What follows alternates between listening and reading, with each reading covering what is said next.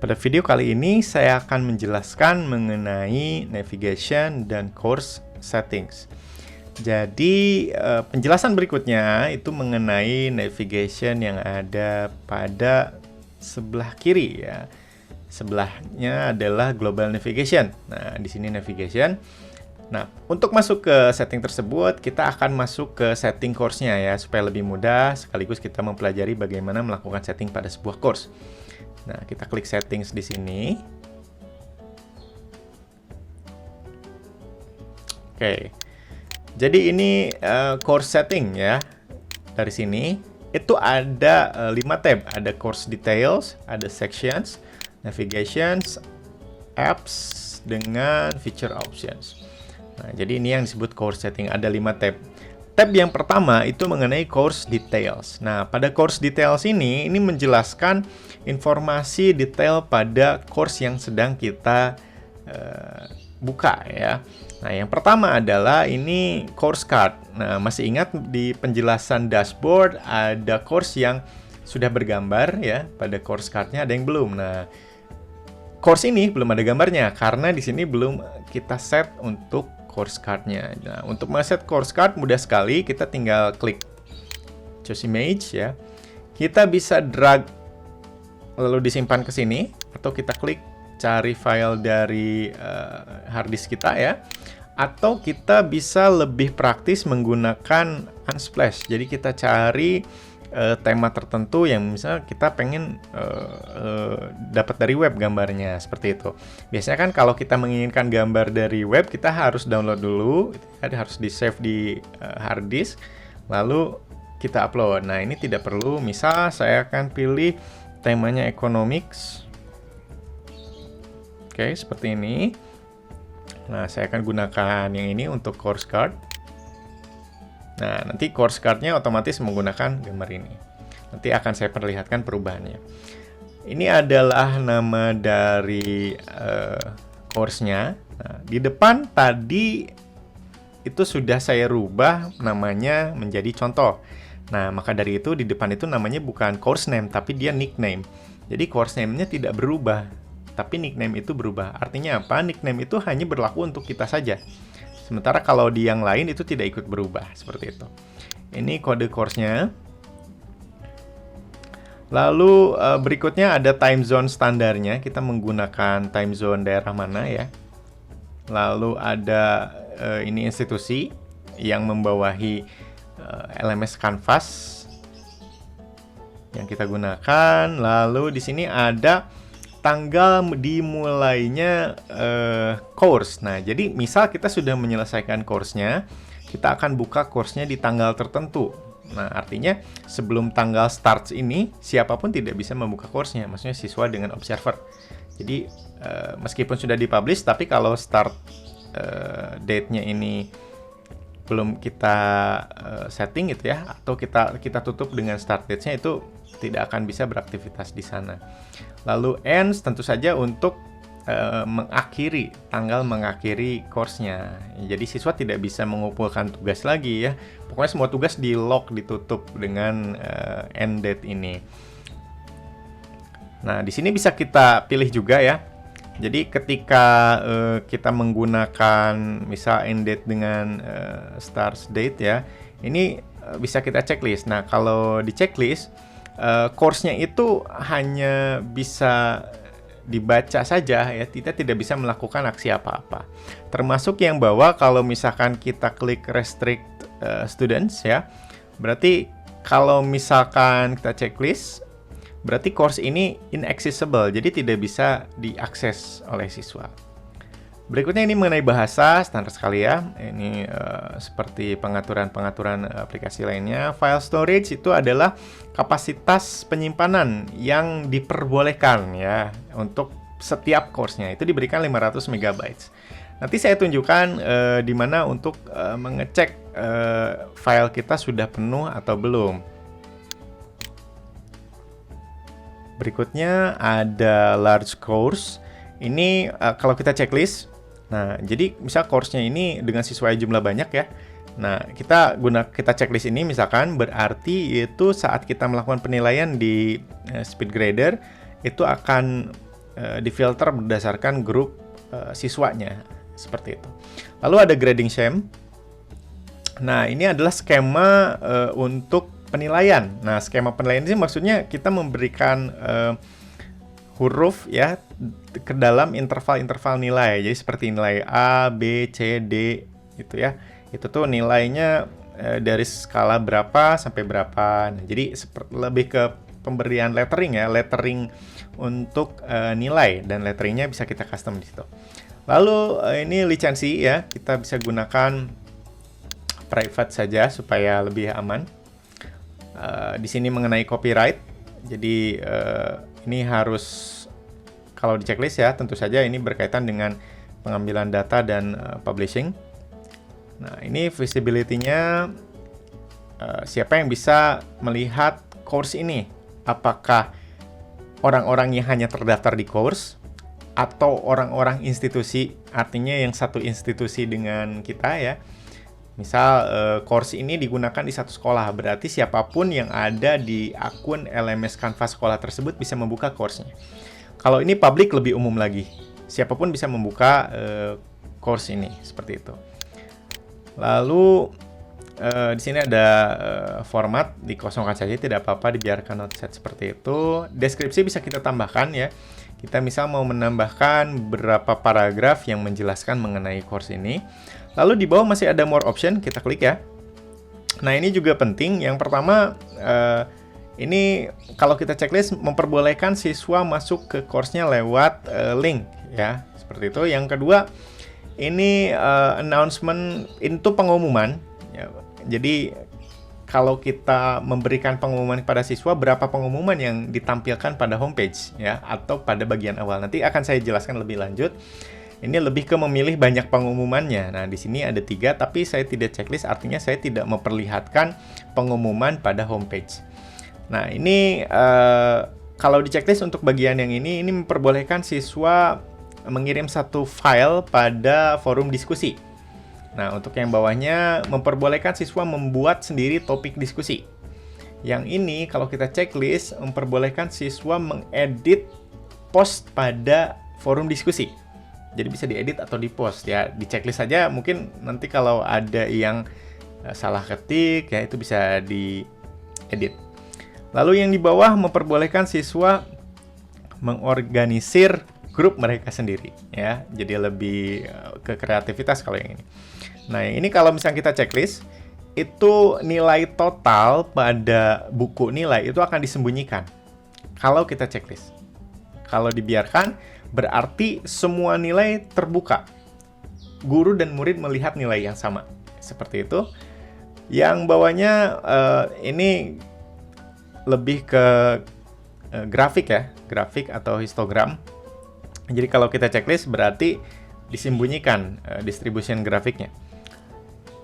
Yang bawah ini kalau kita checklist itu melarang ada komentar pada pengumuman ya. Jadi komentar itu dilarang pada pengumumannya gitu ya. Tapi sebetulnya kita bisa setting juga nanti di sana.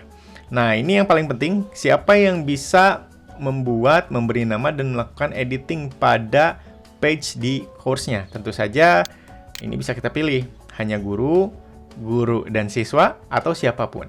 Nah, jadi supaya lebih nyaman sih guru saja ya. Seperti itu. Lalu kita bisa update dulu ya. Untuk menyimpan perubahannya. Nah, ini sudah terupdate. Lalu kita masuk ke tab sections. Nah, sections ini adalah kelas. Jadi misalkan course ini course matematika. Mengajar 10 kelas. Nah, nanti di sini di sectionnya ini kita masukkan sections per kelas. Jadi kelas misal IPA 1 sampai IPA 10. Nah, jadi siswanya sudah masuk ke sectionsnya. Jadi berbeda antara section dengan grup. Sections itu lebih luas daripada grup. Grup bisa ada di dalam sections. Nah, jadi course-nya berisi berbagai sections. Dari sections-nya itu bisa berisi berbagai grup siswa. Dan grupnya berisi siswanya. Seperti itu. Ini kosong karena memang belum di setting. Seperti itu. Jadi ini untuk kelas, ya, jumlah kelas atau data kelas yang berada pada course ini. Berikutnya ada navigation. Kita bisa memilih navigasi apa yang muncul di siswa. Nah, seperti itu. Jadi, sederhananya ya seefektif mungkin. Kira-kira navigasi yang memang tidak akan digunakan ya tidak perlu dimunculkan seperti itu. Jadi, kita bisa memilih dengan cara melakukan drag ya. Misal, zoom ini tidak mau kita tampilkan di menu navigasinya. Nah, ini kan ada zoom ya. Nah, zoom ini misal kita mau hilangkan dari menunya, berarti di sini kita harus klik disable. Nah, nanti zoom pindah ke bagian bawah. Di sininya masih ada karena belum kita save. Nah, tapi nanti setelah kita save, zoom ini akan hilang dari menu navigation-nya karena di sini kita sudah setting supaya pindah ke bawah seperti itu. Nah, begitupun misal studio kita mau disable, bisa. Jadi, caranya bisa dengan cara klik enable atau disable, atau bisa dengan kita langsung klik drag seperti ini. Nah, itu akan berpindah. Nanti otomatis yang bagian bawah tidak akan tampil di navigasi siswa, seperti itu. Lalu kita juga bisa merubah orderingnya ya, urutannya dengan cara yang sama, itu menggunakan click and drag ya. Misal saya mau assignment-nya di atas announcement, bisa seperti ini. Nah, itu bisa ya. Nah, yang standar itu dari announcement sampai collaborations, itu adalah standar setiap LMS Canvas. Nah, jadi dari menu itu akan sama. Saya akan coba jelaskan apa saja yang ada pada menu navigation ini ya. Jadi mungkin akan saya save ya. Seperti ini. Nah, itu kalau kita sudah, misal saya simpan aja satu ya. Satu saya simpan di bawah. Misal saya akan menyimpan SCORM di bawah. Nah, lihat SCORM-nya di sini. Nah, ini masih ada ya, masih ada di menu. Nah, coba kalau kita save, apakah SCORM-nya menghilang? Nah, SCORM-nya jadi hilang. Itu membuktikan bahwa setelah di save itu akan berubah. Nah, untuk kebutuhan penjelasan, saya akan tampilkan semua. Tapi sekali lagi, untuk bagian navigation ini, alangkah lebih baik jika pengguna navigasinya efektif dan efisien. Artinya, kita tidak perlu menampilkan menu navigasi jika memang tidak digunakan menunya, seperti itu. Nah, untuk memahami menunya, saya akan coba jelaskan. Yang pertama, home. Home ini tidak bisa diapa-apakan ya. Dia akan selalu ada. Home itu adalah untuk, kalau diklik, dia kembali ke home yang kita pilih. Nah, home yang kita pilih ini bisa macam-macam. Jadi intinya adalah titik kembali, seperti itu. Announcement adalah pengumuman yang kita berikan untuk seluruh role pada course ya. Ya, mungkin lebih ke pengumuman seperti siswa mengumpulkan tugas segera ya, seperti itulah. Pokoknya pengumuman. Berikutnya ada assignment. Assignment ini menu untuk membuka tugas ya. Ada juga menu discussion. Ini kalau diklik kita masuk ke forum-forum diskusi yang sudah dibuat. Lalu ada grades. Nah, ini kalau diklik kita masuk ke menu nilai ya, daftar nilai seperti itu. Lalu ini ada people, itu menu yang menampilkan siapa saja orang-orang yang terdaftar atau akun-akun yang terdaftar pada course ini. Lalu ini page untuk tentu saja menampilkan semua page yang terdapat pada course. Ini files. Nah, files ini untuk menampilkan data-data yang sudah kita miliki ya. Nah, itu tidak jauh berbeda dengan penjelasan files pada penjelasan menu Global Navigation Account ya. Itu sama filenya yang dimaksud. Lalu ini silabus untuk menyimpan silabus dari pembelajaran ya, untuk course-nya kita bisa simpan silabusnya di sini. Lalu ada outcomes ya. Nah, outcomes itu nanti kaitannya dengan rubrik untuk penilaian. Nanti dijelaskan lebih lanjut lagi. Lalu modules. Nah, modules ini adalah ya berupa paket-paket pembelajaran yang sudah disiapkan. Nanti akan dijelaskan kemudian.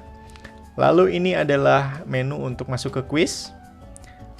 Ini masuk conference ya. Jadi Canvas juga bisa menyelenggarakan video conference yang disediakan default oleh Canvas. Nanti itu bekerja sama dengan Big Blue Button ya namanya.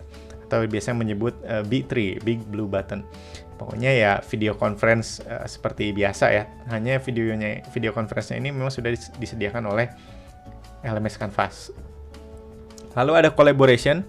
Ini adalah menu yang mengatur soal kolaborasi siswa. Kolaborasinya itu mengedit sebuah file bersama-sama seperti saat pengerjaan tugas kelompok misalnya. Ada satu file yang diedit bersama-sama. Jadi real time. Pengerjaannya bersama di tempat yang berbeda menggunakan file yang sama. Itu biasanya menggunakan file Google Docs atau ya pokoknya file yang dari Google Drive atau dari Microsoft. Jadi dua itu yang bisa digunakan.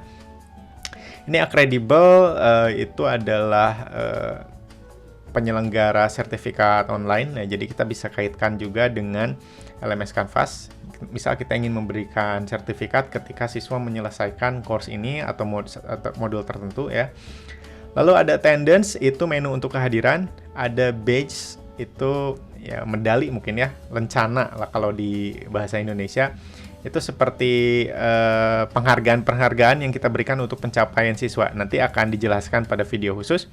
Ini book widget results, ini untuk mengetahui hasil dari pekerjaan siswa pada aplikasi book widget yang sudah saya sebutkan sebelumnya. Ini class notebook diambil dari OneNote. Jadi jika sudah terintegrasi nanti akan muncul class notebook. Ini chat. Nah, ini course chat itu yang ada di sini. Jadi kita memungkinkan untuk real time chat pada course. Nah, kalau course chatnya itu disimpan di sini, ini akan muncul. Nah, kalau course chatnya kita disable atau disimpan di bawah, ini tidak akan ada. Berikutnya Edpuzzle, itu aplikasi untuk konten pembelajaran. Google Drive untuk penyimpanan. Lockdown Browser itu adalah aplikasi untuk membatasi akses siswa ketika melakukan pengisian kuis. Jadi pada browsernya itu akan di-lock, hanya bisa membuka LMS Canvas kuisnya saja, tidak bisa membuka tab lain. Berikutnya Nearpod, sama, itu aplikasi edukasi ya, pembelajaran. New Analytics itu adalah analisis yang disediakan oleh LMS Canvas, analisis mendetail. Nanti mungkin akan ada video juga mengenai New Analytics. Ini Office 365, tentu saja berkenaan dengan Office. Ini Rubrics untuk penilaian, jadi kita bisa menyiapkan rubrik penilaian, nanti dibahas mendetail. StudyMate itu aplikasi yang menemani siswa belajar secara mandiri. Lalu ini Zoom, video conference. Studio, sudah saya jelaskan sebelumnya, pada video sebelumnya. Dan terakhir ada Scorm. Scorm juga sama, itu aplikasi pembelajaran berupa teks dan quiz yang bisa dikirim ya, istilahnya bisa saling kirim dan bisa diimport ke dalam assignment. Nah, itu kurang lebih untuk penjelasan mengenai navigation-nya. Jadi silakan diatur navigation menunya sesuai dengan keperluan, mana yang mau ditampilkan dan mana yang tidak akan ditampilkan. Baik, untuk video kali ini cukup sekian. Untuk pembahasan feature options akan dijelaskan pada video berikutnya. Terima kasih.